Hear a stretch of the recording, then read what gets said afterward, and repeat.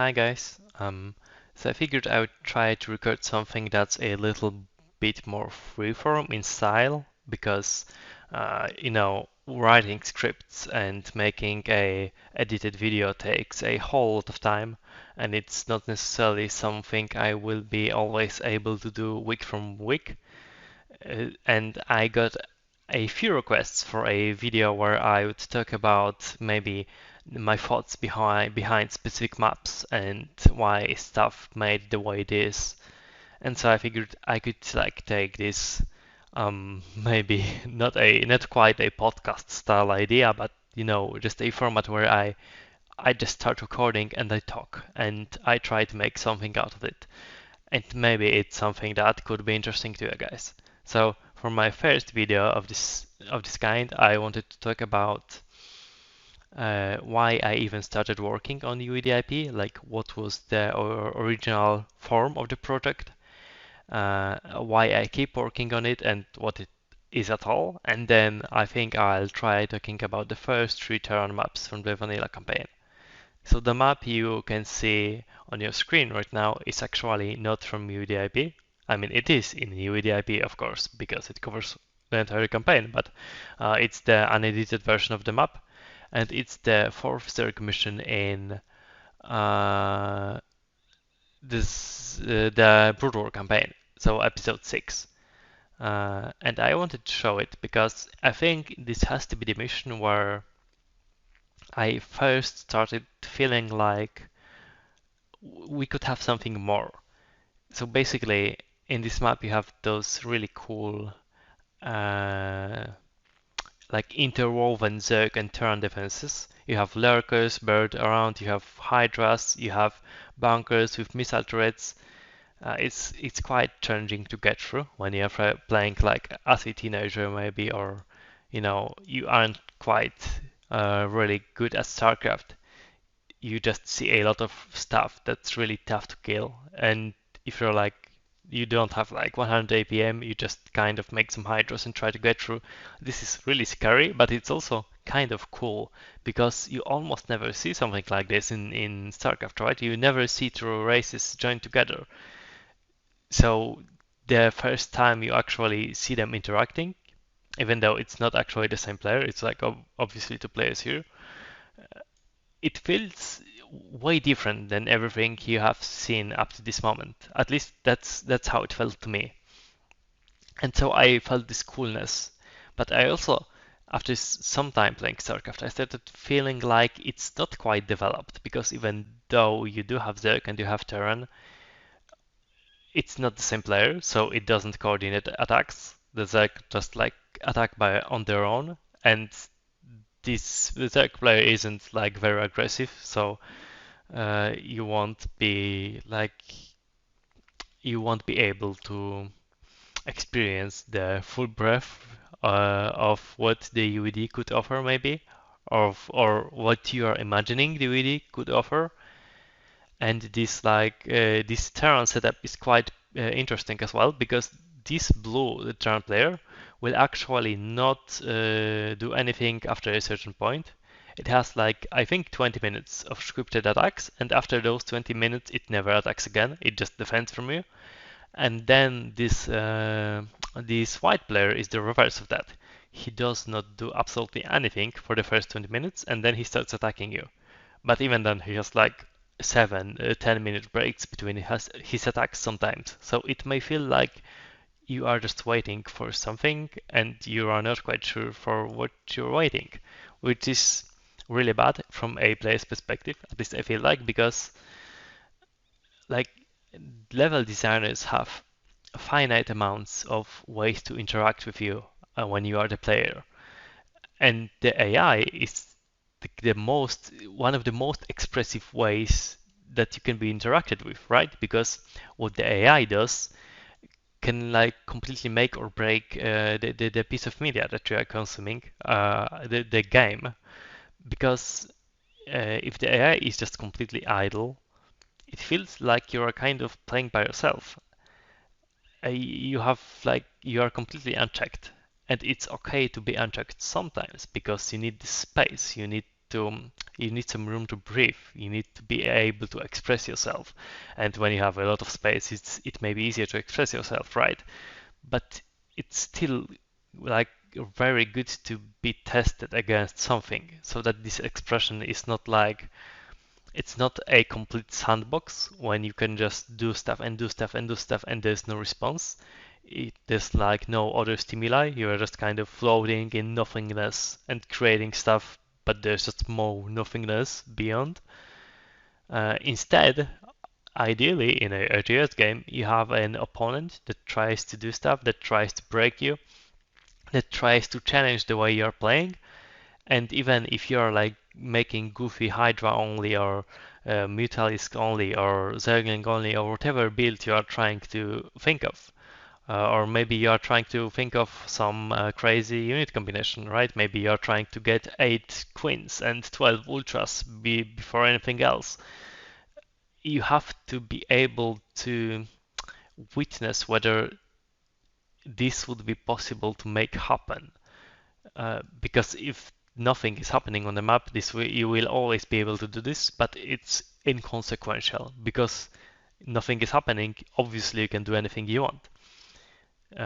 But if the AI is actually doing something, if it's sending attacks against you, if it's taking expansions, maybe if it's mining, if it threatens you to mine out some bases, you actually have some constraints within which you have within uh, you have constraints that you have to work with, and then you can actually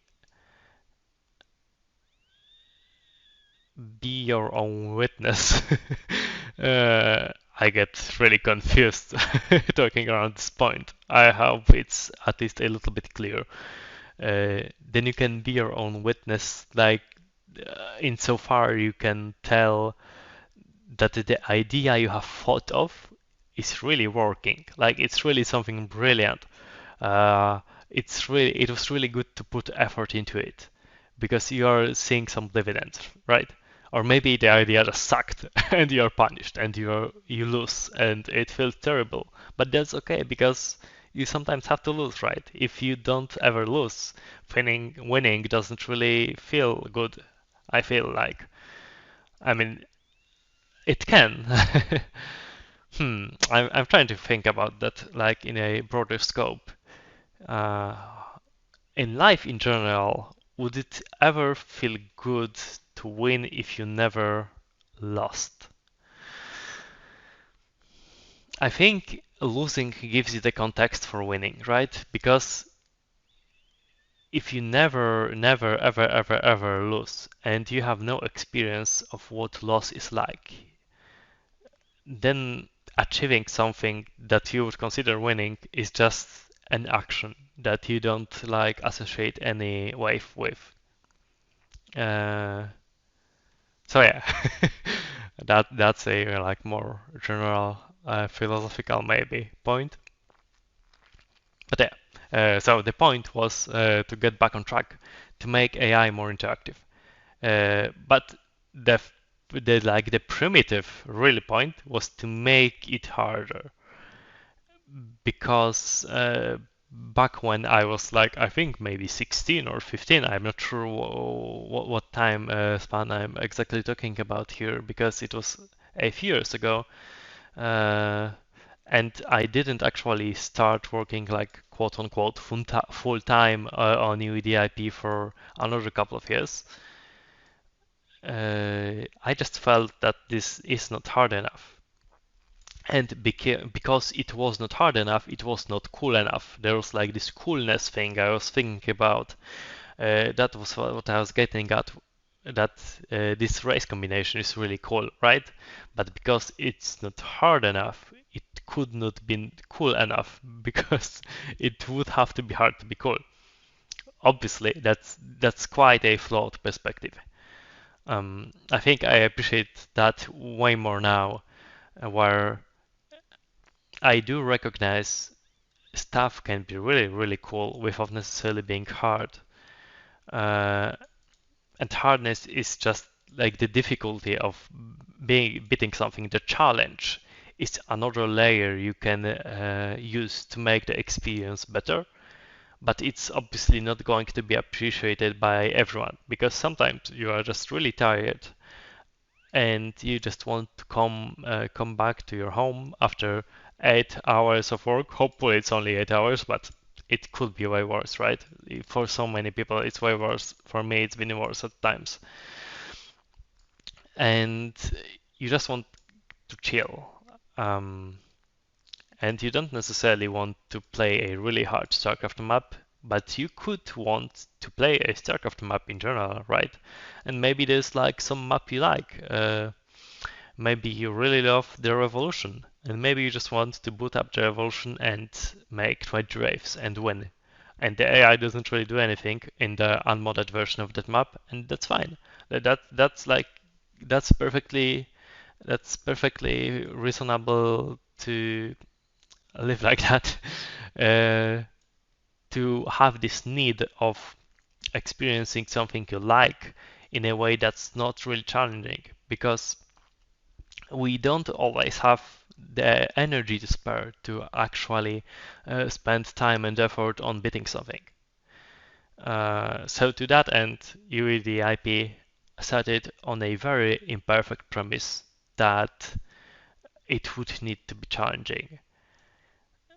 A premise that I kind of grew out of over the years, and a premise that I definitely don't necessarily agree with now. Nonetheless, their reputation has struck with me. This is definitely viewed as like the hardcore StarCraft mod, even though I think if you ask around on the UEDIP Discord, people will definitely say to you that not everything is like a hardcore map. Especially, I think episode 3 is basically made up of series of maps where you can kind of turtle and chill and don't really do anything that's too stressful and just win with dragoons only or with carriers only, basically because I'm a really bad Protest player, and the fact that I am a terrible Protest player influences Protest maps because I'm making maps that I can beat. Otherwise, it's impossible for me to verify whether they are beatable or how interesting, how fun they are to beat.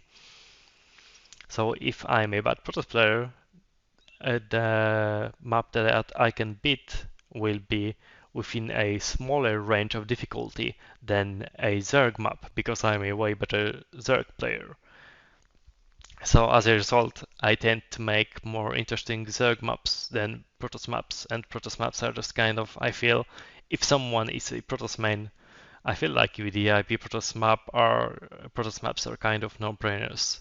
I feel like every one of them can basically be beaten with the same tactic of massing scouts and applying them in the right places. Mm. It's really hard, I now notice, when you are like talking by yourself like this to actually keep on track because there's so much stuff to talk about and there's so much just details that you could get into. But then when you like finish the detour, it's really, really hard to remember exactly what was the topic at hand before. I think I was about to be done talking about the coolness, like what I considered the coolness of the Zerg-Tarn combination and why I started working on the project. So after I actually started working, I think I made like several maps where I just was trying to learn the AI that were like those insane 1000 units on the map, weird rehashes of To Slay the Beast, which was my favorite map at the time. And I was trying to send them to all of my friends that would play StarCraft and like ask them to play and ask that they would like play co-op with me and stuff like that, just so that I would kind of get some testing done, because I knew that there's something not quite right with my maps, but I couldn't put a name to it. I was like really young at this point, and had no level design experience whatsoever. So even though there were many issues that were really, really obvious from my perspective now, at the time I just didn't know better. I just didn't know that putting 20 ultralisks in a attack wave isn't necessarily the most interesting thing to do. I just kind of saw 15 infested trans and thought, damn, I like infested trans. That's a really cool attack wave. That's really something that I should put in the game, right? At that point, UEDAIP wasn't a named project. It was just something I was starting to do. I was starting to take a look at the scripts. I was starting to uh, take a look at the maps, like open up this map, see how it ticks, see what AI scripts are used for each player, see like how it works from the editor side, right? But I didn't use the name UEDIP for at least a year or two from that point. Later on, I think I stumbled. What is the timeline on that? I definitely stumbled on the Stardeed forums at some point. And on the Stardeed forums, there was this really old AI thread about how to mod AI. And I started asking a lot of questions in that thread because I was using an old AI editor that I found from Google, and it did not work at all as expected because um, this old editor I was using, which is called Starcraft AI Editor 3, uh, had an issue where it would miscompile certain opcodes, and, and if you put the code it generated into the game, it would like be nonsense. It's just utter nonsense, right? The AI starts doing random stuff, so I was typing code, then it was getting miscompiled, and then we were seeing results that I was not expecting at all. So that was a huge showstopper for me, which thankfully at some point got resolved because I found the Python modding suite on Stardeed made by PQ, which included an AI editor that actually worked and actually could compile working Starcraft AI code. So I started working using that, and that's the point where UEDAIP really started picking up. That's the point where like after some time I figured out how I want to call the project, what exactly I want to do. That's where I started working on specific maps, and after I started working on all the maps that included the UED, I realized that it kind of sucks to just have a project that only like covers 4 or 6 maps. I don't remember the exact number. I think it's like Omega to Slay the Beast, Assault on Korhal, and is there anything more? I feel like there must be at least. Oh yeah, there's the Reckoning. No, Fury of the Swarm is the map. So you have 4 maps where you are actually fighting the UED, and that just wasn't enough for what I wanted. That wasn't enough to make StarCraft cooler, and it felt like that's not enough to express all the ideas I was coming up uh, for my AIs. So I started taking other maps. I started taking the remainder of Pro campaigns, and I worked backwards from the Z campaign actually, because most versus UED maps are there. Actually, all of them are there, right? No, all except Battle of Praxis. Battle of Praxis is actually the fifth versus UED map, but it's not actually a macro map, so it doesn't matter. I started working on this campaign and it was a blast. I had a lot of fun. Eventually, I found my way into this like old school Starcraft modding community. And there I got a lot of help. Got a lot of people I could talk with. This was Pronogos community back in like 2017, 2018, way back. I'm not actually sure what the year could have been because it's so long ago and I didn't write this down at the time. And now I just have no idea what the timeline can be on this. Mm. And there I also got my first fair share of criticism for sure, because back then I was still doing stuff like maybe adding 10 rivers to attacks, or maybe adding 40 ultralisks to attacks, because I was still like driven by this idea that if I would be making something that's supposed to enhance the StarCraft campaign, it had to be like difficult out of its ass. Um, and I couldn't really tell you why. I realize now it's like really hard to pinpoint a concrete reason. I know that I've been talking around the reason for a bit now, but it's just it's just like so ethereal. It just this thing you I have been living with and thinking about for a very long time. But when it comes time to put it into words, it's like really hard.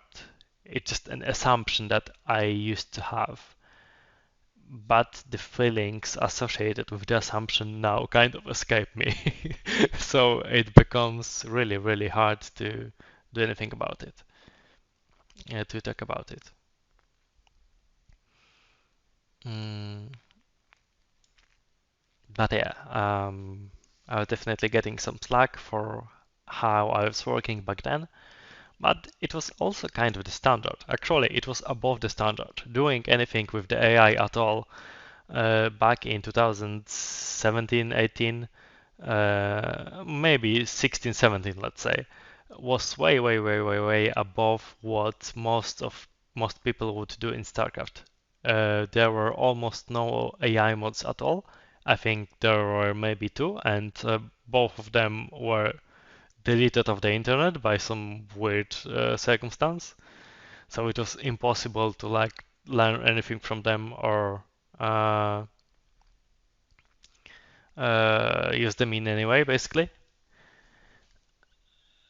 And most mods that did exist, even like very popular stuff like Legacy of the Confederation or Antioch or Flame Knives or other modded campaigns, did not have any AI work done at all.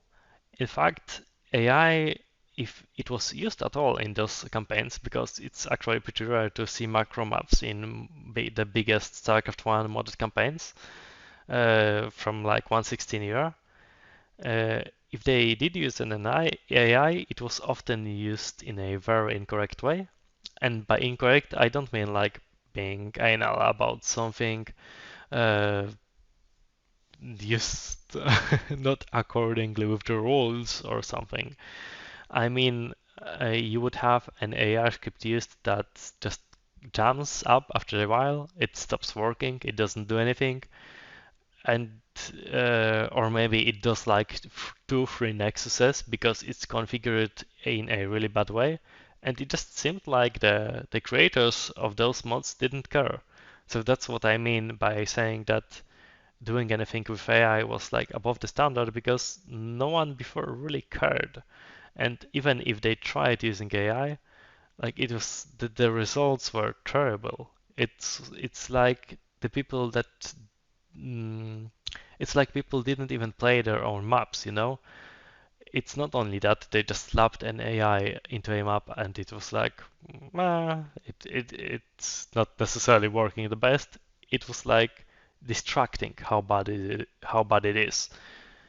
Mm, I think this problem was also prominent in campaigns like maybe the drone campaign. What was it called? There was a campaign where you had a drone and you had like cannot create more units errors completely spammed every map. It was created by Whiplash, the drone campaign. What is it called? Hmm. It's something drone. I don't remember. Uh, but basically, it was also misusing AI in some ways, in lots of ways. It's a pretty sad actually, because that specific campaign had maps that kind of were cool. You could take them, and if you spent like 1-2 hours on each one, you could make them way more fun to play. But that was like another piece of content where I felt that the creator just fell short, that they didn't put those extra 2 hours. And playing stuff like that is actually how I started developing into a different direction, because I stopped thinking just about the difficulty and the challenge. I started thinking uh, I started thinking about taking things a step further, like just going the extra mile in terms of level design, because it really felt like so much stuff in StarCraft could be good. The fantasy is there. Like, look at this map. You have the fantasy, right? You have this Terran Setup combination. You have these huge UED base. You have battle cruisers. You have Zerg. But why no infested Terrans, right? Is one thing that pops into my head immediately. And why so much static defense spam, even though this makes the map like very suffocating? It's really hard to move around when so much stuff is there at all times.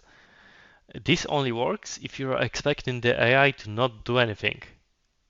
You realize that after a while, because if you have an AI that is doing something and the map is still so suffocating that you have like 2,000 of minerals worth of one screen of just static defense.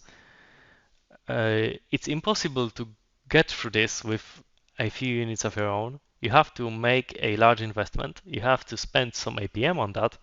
And while you are spending that APM, you have to be expecting the AI to do almost nothing. Because if it is doing something, if you are spending like 500 minerals on getting this, on breaking through those three bunkers, and meanwhile maybe the AI is like building something new here. It's like mining at full capacity from this. Maybe it's starting a new base here. Then it's impossible to win. So when you start working more in depth on a map, you have to make space. You have to get rid of some of those Maginot lines, and instead you have to make the AI like work for some of its stuff. Maybe you can write scripts where it actually starts some bases from scratch. Maybe not necessarily from scratch, but maybe it could start with just one sunken here, and then if you are slow, sure it builds up to 4, 5 sunkens, but it has to pay for it, and it actually in that case, ideally, it doesn't start with 10,000 to 20,000, 40,000 minerals as it does in this map. It actually starts with 65,000 of minerals. So it's pretty much impossible to run it out of cash. Uh,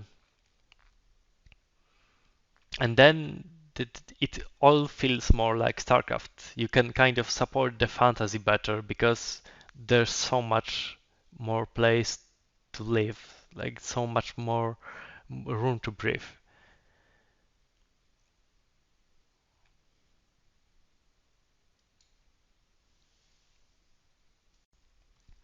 And so to refocus a little bit, what I wanted to convey is that I feel like you don't have to put a whole lot of effort in to bring out more Starcraft, so to speak, to bring out like the most fun parts of Starcraft, the most interesting parts of Starcraft that are already kind of there, hidden by terrible map design, terrible level design. That is so common in existing Starcraft content, or especially like old Starcraft content that you could see everywhere. Like if you wanted to try to find a modded StarCraft campaign or like a really long StarCraft campaign, you would just find the worst things level design wise.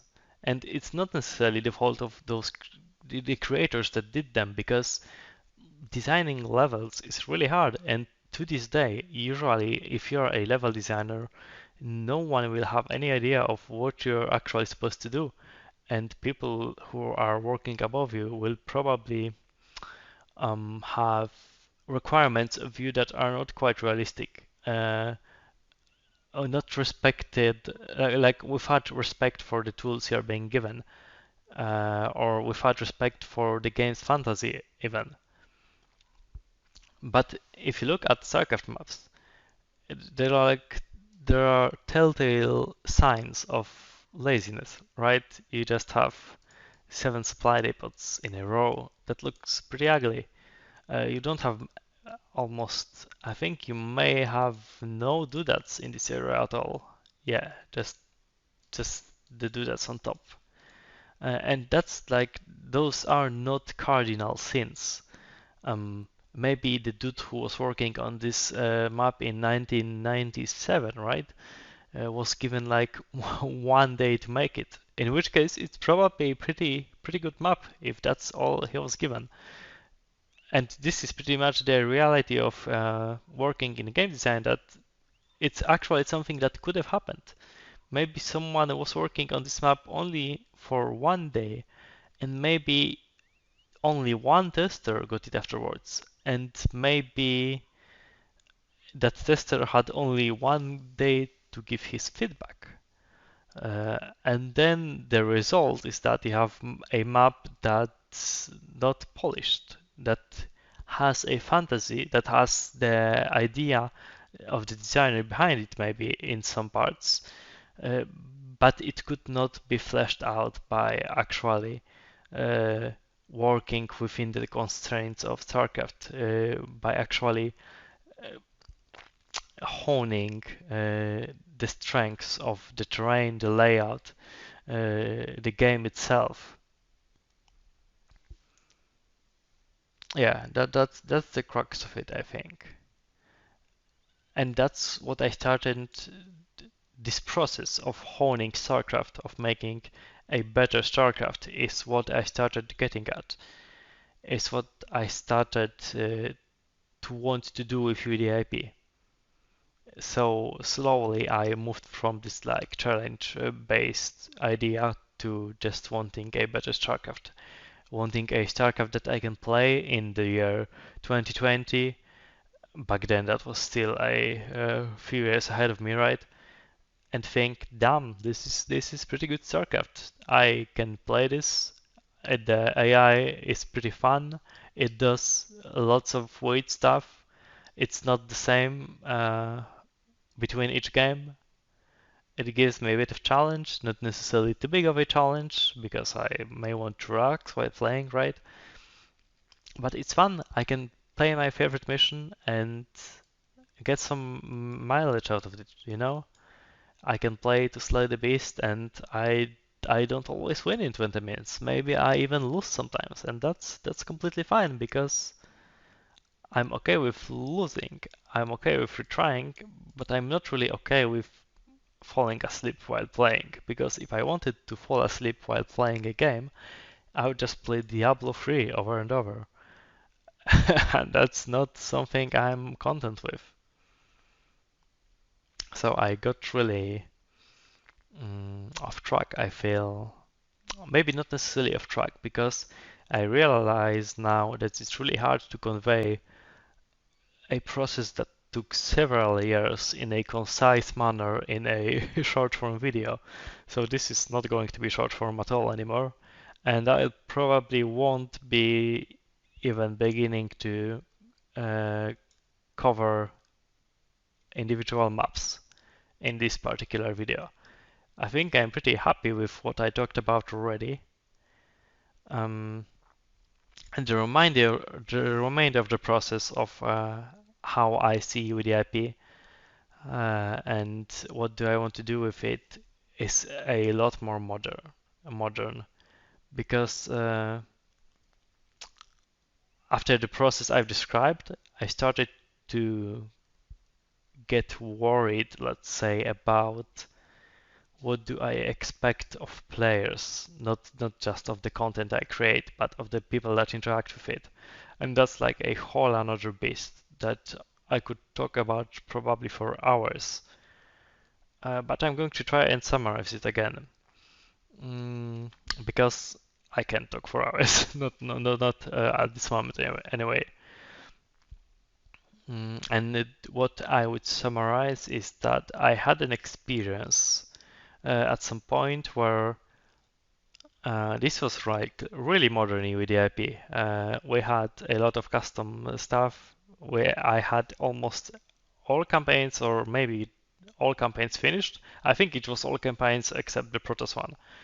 And I had an experience with a content creator where um, they played with the IP and they didn't like it at all. But the way in which they didn't like it was that I felt like they ghosted me, and I had some.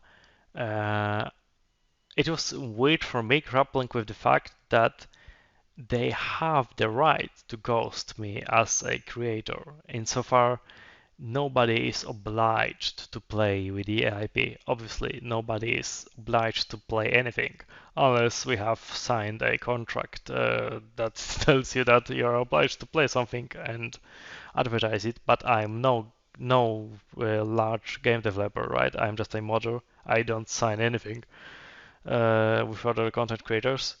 So basically, if people don't want to interact me or with my content, that's completely fine. That's completely within their right.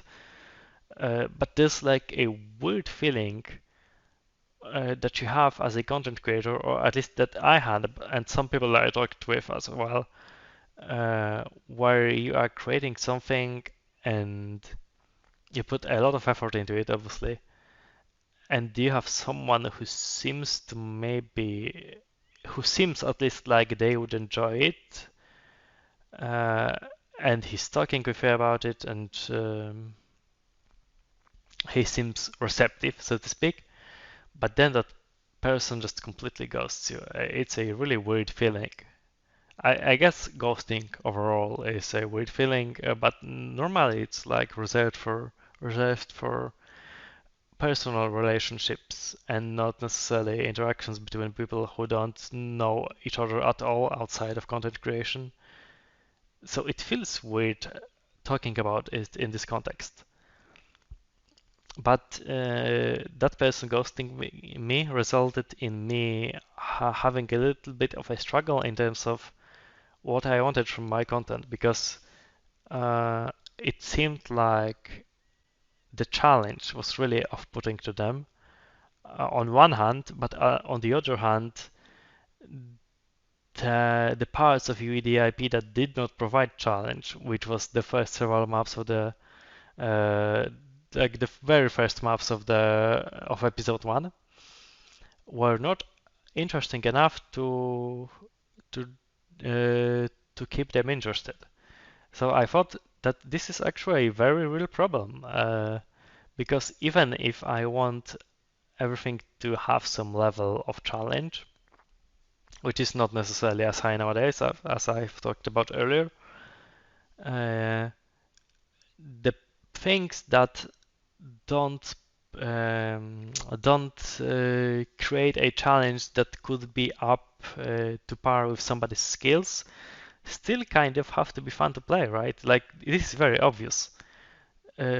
But if you are making stuff that's not fun to play, you are just wasting somebody's time. And this is something I realized thanks to Pronogo largely, because he has a different idea of fun from me, let's say. Uh, but this is something he keeps repeating when you talk with that guy, that you can't waste the player's time. You have to respect the player's time, and it's ultimately a good idea to live with. Because if people are investing time in your creations, you should probably reward them with at least something you would consider fun, if it's not objective fun, because probably things like video games can't necessarily be objective fun. And so I started reworking the first missions of the vanilla campaign after that to be more engaging. And I had a pass over the entirety of UEDAIP to rework maps from a puzzle-based paradigm, where I considered maps in ways where uh, they would maybe not require, but they would elicit solutions from players. Like, you could have a map that's a bit more similar to this, where you have no breathing room at all, and you would be required to come up with a way where you can break those defenses with the resources you are given. Which obviously, if I put it like that, it kind of sounds like something you have to do in RTS by default. You just have to do something with the resources you're given. That's kind of stupid of me to say it that way. But what I meant here is that it wasn't quite forgiving, and I moved to a form of map design that's way more forgiving, where the enemy is sort of on equal footing too. They usually have an advantage from the get-go, uh, which is by default in all their TAS maps if you can't tell. But the advantage is smaller, and they have some form of economy that you can hurt, which in this map does not exist at all, because even if you kill their drones, they have 65,000 minerals, right? You can't do anything about that.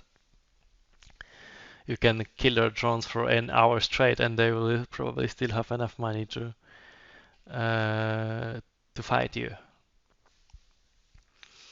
And I moved to this form of map design because I felt like it gives you more freedom as a player. You can choose way more ways to play if you can interact with the enemy in certain ways. If you can actually destroy their economy, then you can pick tactics like maybe you can approach from two sides of the base repeatedly, and then by using the fact that the enemy units move away from the center of the base to defend against you, you can sneak some units into the back and kill their drones, right?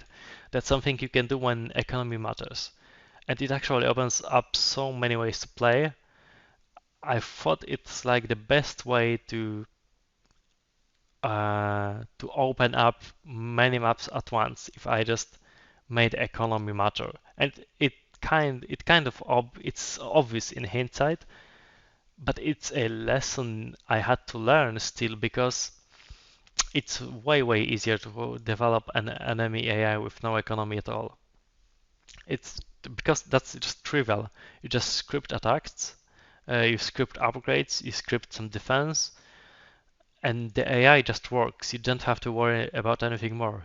If it has to mine, even if it cheats around a little bit with mining, you have to worry about if it gets enough money. And that's annoying to balance, because there has to be some punishment for not having enough money, right? If it has not enough money, it probably shouldn't attack, or maybe it shouldn't upgrade. You have to decide what's the most important in the script at that point. You have to decide what to cut out if you don't have money, or if you want to wait for enough money. And typically, the solution I ended up going with is that you just wait. If you don't have money, you can't attack. You wait until you have enough money to start the attack. Which is also probably the easiest solution in terms of like between prioritizing different stuff or straight out waiting.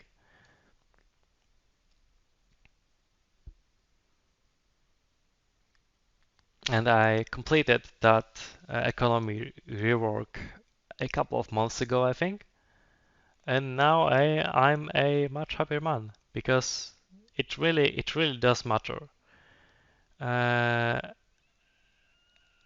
and I think it led, from what I've seen by people playing the last couple of months, it really made people more expressive. It created so many situations where someone just, goes for the minerals or goes for the production or blitz the AI out, and it gives like a more of an even fighting ground, whereas previously only the player could really be bled out because the players would tire if you played for a certain amount of time. You get tired, you get frustrated, you start losing money because usually player has less base available from the get-go than the AI. And now that's kind of evened out. It just feels liberating in some way that in so many of these maps you can do the same thing to the AI. And if you do that, you are rewarded by not being threatened by the AI retaliating to the same degree that it would have in the past. I think that's about everything I wanted to cover in this first very rambly and very you and episode of my design thoughts. And if you have any questions, if there's something in particular you wanted to know about, or if I've forgot to talk about something that I've touched upon previously, let me know and I will answer it in my next video. And I will obviously be covering the vanilla Terran campaign missions 1 to 3 in the next one, I figure. It depends on how much each individual map takes, how much time does it take to talk about one map. Because if it's like 3 minutes, I will probably cover more of them. If somehow I figure out a way to rumble about Vanilla Terran 1 for 10 minutes, that's going to be less maps per episode. And obviously I mentioned Vanilla Terran maps earlier in this last point I was making, and I will try to elaborate more on what I changed about them so that they would be actually more fun to play when I'm actually covering them, which is the next video. So thanks you guys for watching and see you next time. Bye.